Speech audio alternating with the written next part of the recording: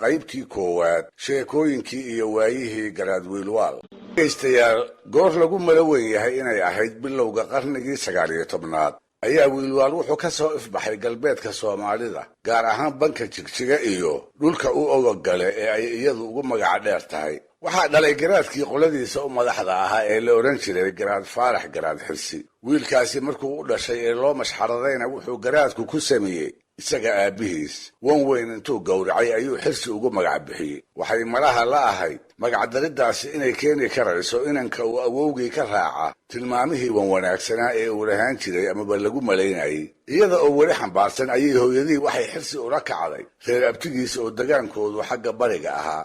sabab ku jiidayna looma sheegine halkaas ayay muddo dhowr gu-ah kula maqnayd. habkii nolosha reer aabbihii iyo midkii reer abtigii way kala duwanaayeen. halka reer abtigii ay giddigood xoolo raacata ka ahaayeen, reer aabbihii xoolaha ka sokow waxay ahaayeen qodato dalagga beerata oo inta badan aan guurguurina meelo aan kala durugsanayn ku nagaata. sida la og yahayna labadaa hab nololeed dadka ku kala abtirsadaayay way kala anshi duwan yihiin. muran badan iyo firfircooni xaddhaaf ah ayaa xoolo raacatada lagu xantaa, beeraydana deganaan, wax u fiirsi badan iyo fakar aamusan. dhirif iyo gacanta oo ka soo horraysa ayaa xoolo raacatada lagu tilmaamaa. kol walba dirir bay u toog hayaan, waxayna ku maahmaahan dagaal gondahaaga ayuu ka dhashaa. beeraydana nabad jacayl iyo dulqaad badan ayaa lagu sheegaa. waa laba dabeecadood oo labada hab nololeed ay ku kala gedisan yihiin, dadkoodana lagu kala sooco. xirsi oo kuray ah, reer abtigii iyo geeltirannimana ku soo barbaaray, ayaa galbeed iyo reer aabbihii dib ugu soo noqday.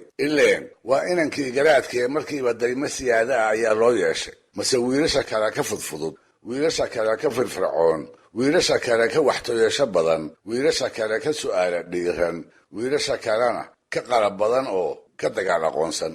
intii meel isugu timaadaba isaga unbaa ka soo muray oo wax u teeleeyey. isaga oo aan la magacaabin ayuu madax isaga dhigay. isaga oo aan cidi u shuuminna waa u teliyey. odayadii degmada midkood oo u fiirsaday ayaa yidhi, warkani waa jinni boqor. naanaystaas ayaa muddo loo yiqiin, inkastoo waayadii dambe ay ka hadhayoo loogu beddelay naanays kale oo ku dhegtay, taariikhdana uu ku galay. waa naanaysta uu caanka ilaa haddaba ku yahay ee ah wiilwaal. weli isaga oo aan qaangaarin ayaa geesinimo dheeraada lagu arkay loona qiray. maalintii uu 15 jirsaday ayuu colwadeen noqday. guutooyinkii tolka ayuu ammaanduule u ahaaday. da'daas oo kale wiil wiilal ka fooray mooye cid kale hogaamiyenimo kuma hanan jirin. dagaal aqoon, fardadhaarinimo iyo gacanfudayd lala yaabay ayaa barbaarnimadiiba lagu bartay. weligiisna siday wariyeen cid ay isqabteeni nabarka lama hormarin. feejignaan siyaada ah iyo tuhun joogto ah oo dad oo idin uu ka qabay ayuu caanku noqday, kuna tilmaanaaday. had iyo jeer warmihiisa iyo qalabkiisa dagaalka gacantiisu meel aanay ka gaari karin kuma uu ogaan. aabbihii garaad faarax baa dadka u boqranaaye isagii baa haleeyeyoo inta odaygiiba la iloobay ayaa magacii wiilwaal lagu hadaaqay. nin waliba waa ka baqay, nin walibana ilaahu gacantiisa iga nabadgeli ayuu ku ducaystay. duqii dhalay oo weli ifka saaran ayuu teliyey oo waxna dilay waxna darajeeyey. hadal uu yidhi cidima diidi karin mana asaraari karin. nin malagiis galay mooye nin maya kula dhici karayna lama sheegin.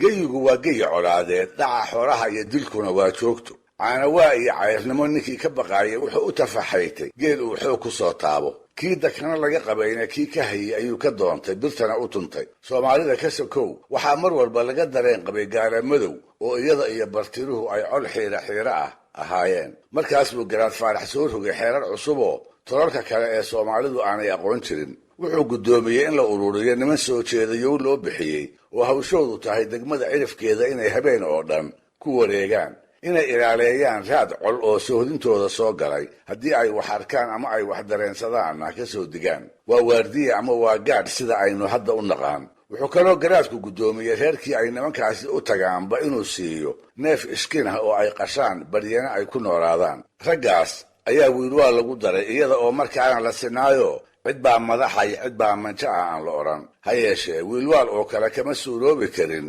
ragba inuu la masoobo. dabadeedna maalin maalmaha ka mid ah ayuu malaha is yidhi, nimanka kula socda maxaa torow ku fashaa si ay u caddaato inaad adigu tahay laboontiga keliya ee aan la labayn. wuu fakeray, maanka iyo maskaxda ayuu ka shaqaysiiyey.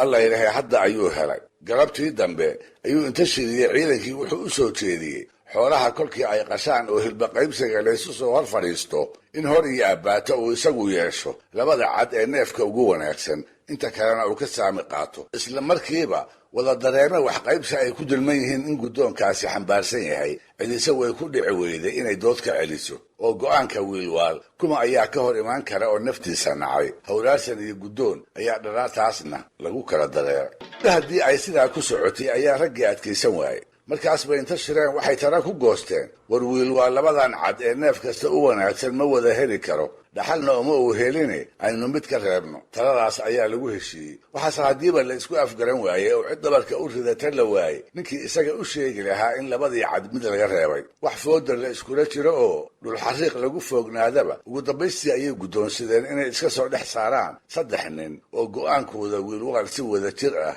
u maqashiiya ballan waxaa laga dhigtay in lagu yidhaahdo wiil waa labada cad iskuma heshid hase ahaatee aan nin keliyihii odhanne weedha dhihiddeeda la qaybsado waxaa lagu heshiiyey ninka koowaadi inuu yidhaahdo wiil waal kan labaadna uu yidhaahdo labada cad kan saddexaadna ugu dambaysta uu yidhaahdo iskuma heshid fiidkii kolkii ay golihii ku soo dhammaadeen ayaa ninkii hore yidhi wiil waal oo degdeg u fadhiistay markaas buu kii labaadna halhaleel u yidhi labada cad oo isna iska aamusay kii saddexaad kolkii uu u hogbaday weedhii la isku ogaa inta ka dhiman inuu ku daro ayaa waxaa daymo kulul ku eegay wiilwaalo markaa warankiisii si wacan gacmaha ugu qaabsaday daymadii qallafsanayd iyo umalkii foolkiisa ka muuqday ayaa ninkii cabsi ba'an ku riday labada bowda ayaa jareeyey garaacii wadnihiisa ayaa waxaa maqlay kuwii garabkiisa fadhiyey nin kasta oo goobta joogay waxaa ka dhaadhacday goorta uu afka ciidda gashan doonaa inay isha baalkeeda tahay halkii laga filaayey in hadalkii hore ee ahaa labada cad uu ku dhammaystiro iskuma heshid ayuu argagaxi badnaa ka yeelsiiyey wax aanu uurku doonayn afkusa ka xaday markaas buu yidhi lug laguugu dar kolka ma war baa yaal xan mooyee sow in loo bareeraa ma dhiman maantaa kadib sow labadiisa cad iyo wixii uu doono oo uu ku darsadaa uma garoobin sheeko iyo mahmaah lagu maadaysto soo ma ay noqon